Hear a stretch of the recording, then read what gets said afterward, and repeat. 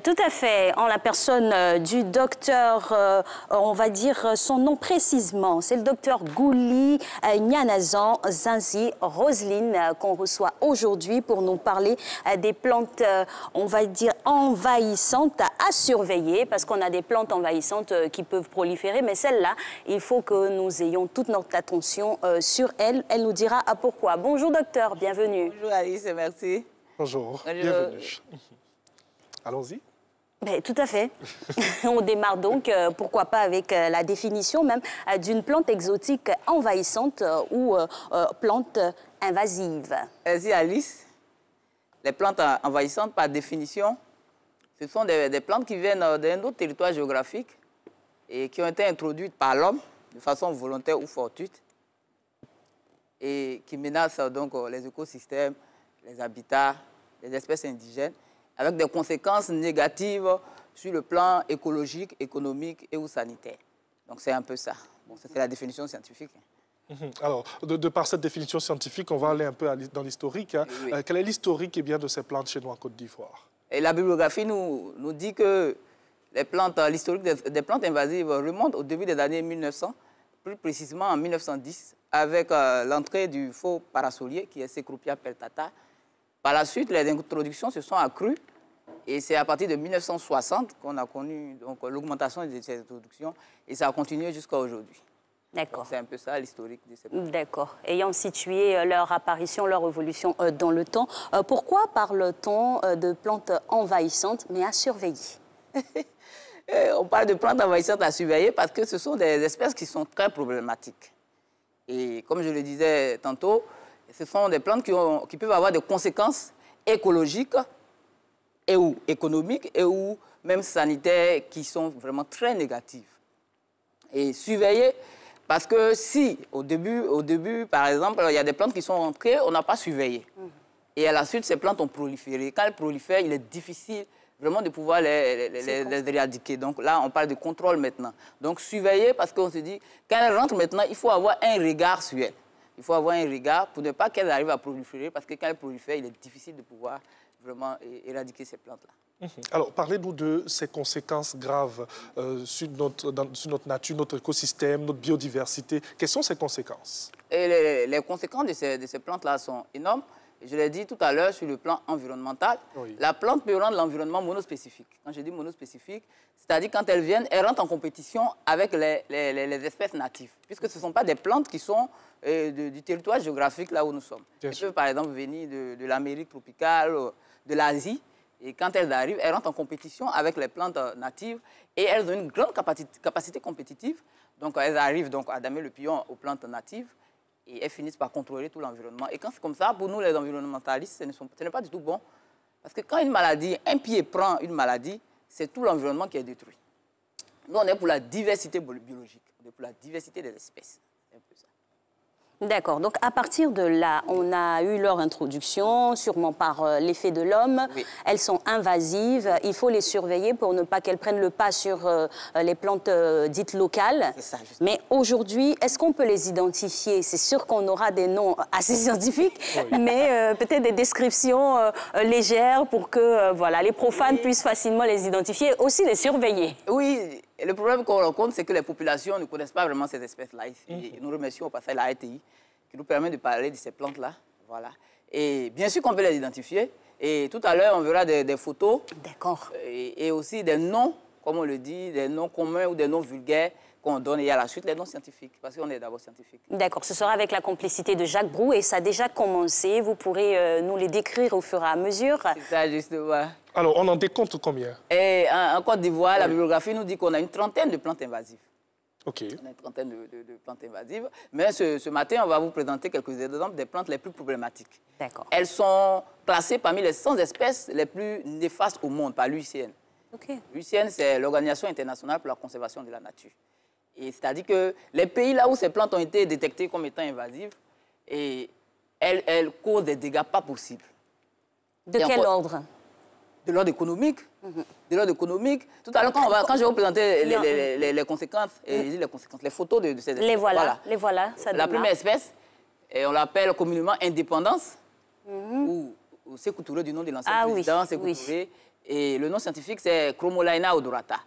Et les populations connaissent bien cette espèce-là. Sa virulence. Oui, justement. Cette espèce est rentrée en Côte d'Ivoire à partir des années 60. Et elle a été introduite volontairement dans les plantations de café et de cacao. La deuxième photo, nous voyons la jacinthe d'eau, du nom scientifique Echornia crassipes. Et cette espèce-là, elle est vraiment très problématique au niveau de... C'est ce que nous on appelle salade d'eau douce ou salade de lagune, là, c'est ça? C'est ça. D'accord. C'est ça. C'est ça. Allez-y. OK. C'est ça, Alice. Voilà. On aura peut-être d'autres photos comme ça. Pour ce qu'on vient de voir là, Oui. leurs impacts. Leurs impacts. Oui. Et la première photo, nous parlons de Chromolaena odorata, dit indépendance. Cette plante-là a des conséquences énormes sur la culture, sur les plantations, sur les forêts et dans les savanes. Quand je parle des forêts, nous, on est environnementaliste. Et dans les écosystèmes naturels, quand je prends par exemple l'exemple des parcs nationaux, par exemple, quand ces espèces arrivent à proliférer, comme je l'ai dit tout à l'heure, elles prennent le pas sur les espèces natives. Et les animaux qui sont dans ces forêts-là doivent manger.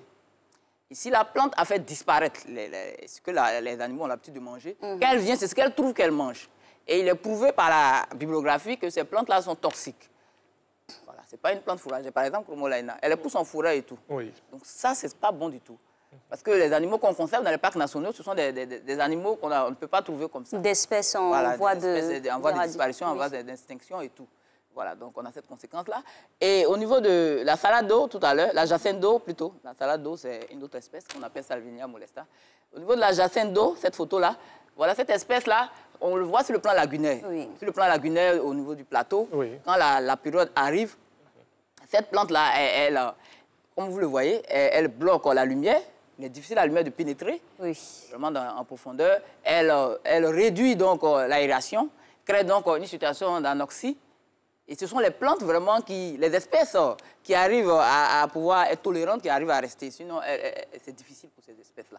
Et sur le plan économique, elle entrave la navigation.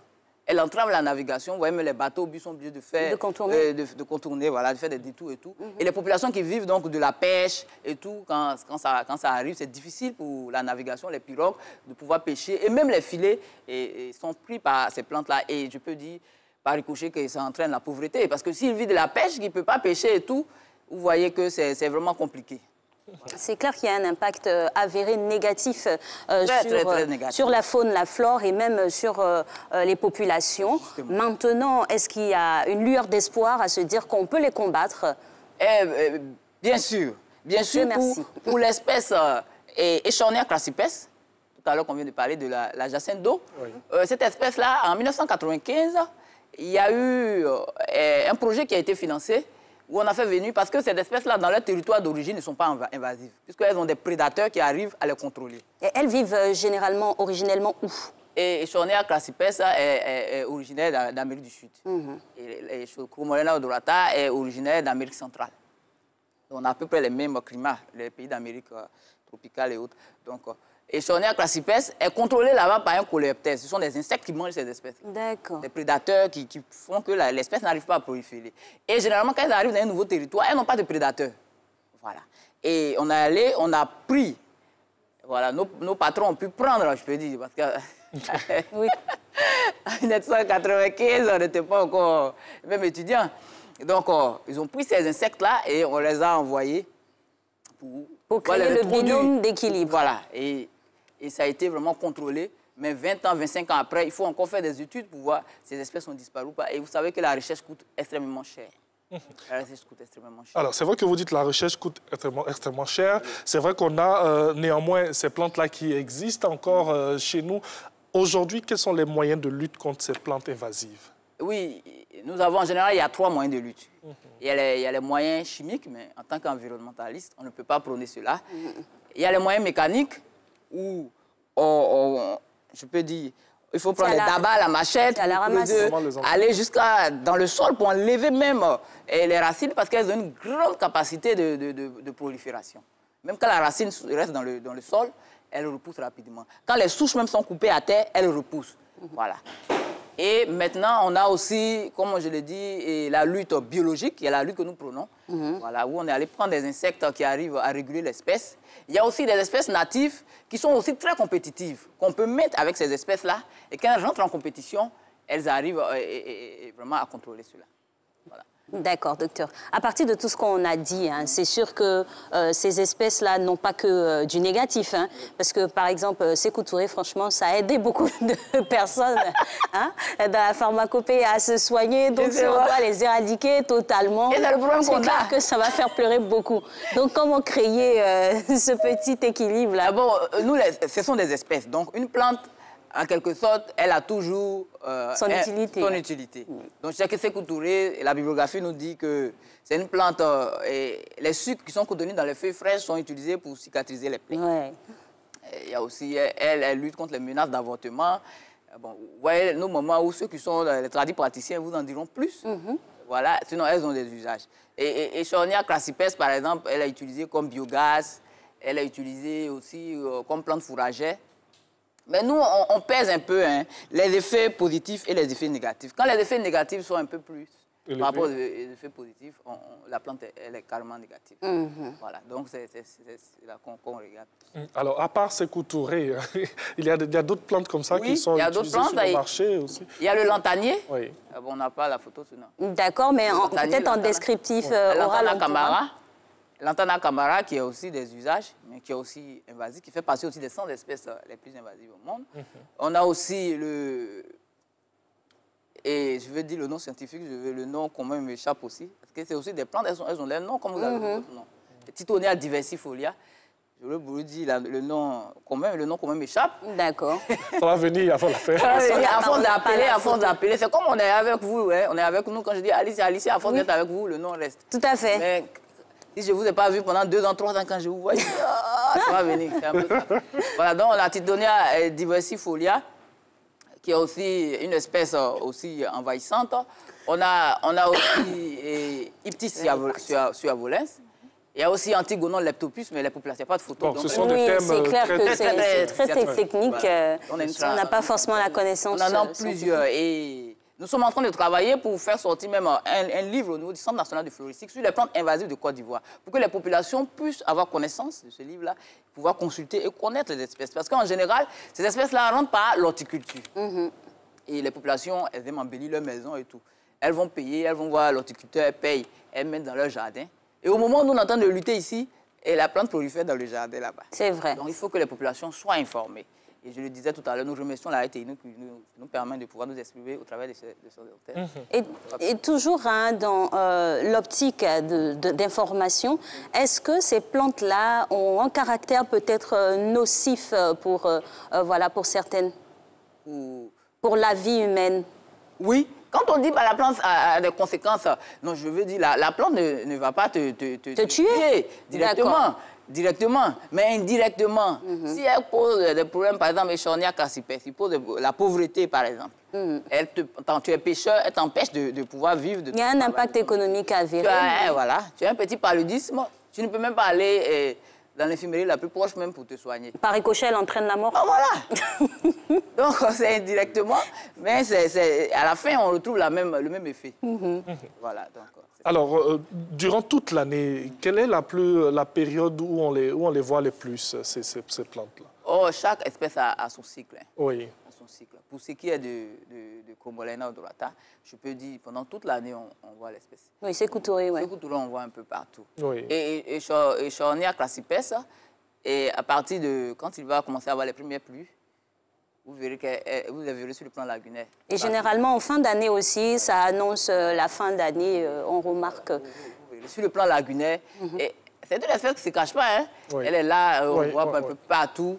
Et je n'ai pas de photos, sinon je vais vous présenter quand le plan d'eau lagunaire du plateau est carrément, je peux dire, envahi par cette espèce. C'est vraiment compliqué. Voilà. Ce sont les plantes que nous voyons, bien sûr, sur le plan d'eau laguneux, comme on l'a dit. Sur la lagune ébriée, voilà, on voit ces plantes-là qui apparaissent et qui empêchent nos bateaux de passer. Alors, le mot de fin, avant de terminer, rapidement, on est déjà au terme. Merci, nous remercions la RTI, avec son directeur général. Nous remercions aussi le président de l'université. Et nous disons aux populations ivoiriennes de venir à l'université Félicie Houphouët-Boigny, au Centre national de floristique. Il y a des experts qui sont là-bas pour les accompagner au niveau environnemental, pour leur donner des conseils même et pour faire du jardinage ou même pour les mairies, pour pouvoir implanter sur les voiries et tout ça. Maintenant, au niveau des plans des communes, on essaie... Il y a un travail d'embellissement. Voilà, d'embellissement. Il faut passer au Centre national de floristique, voir les espèces. Sinon, on peut planter des espèces invasives sans le savoir sur tout le boulevard. Et quand on passe, on est un peu mal et tout. Merci en tout cas, il y a de la ressource pour pouvoir nous aider à vivre dans un environnement sain et beau. Il faut tout juste faire un tour au centre de floristique. Merci beaucoup, docteur.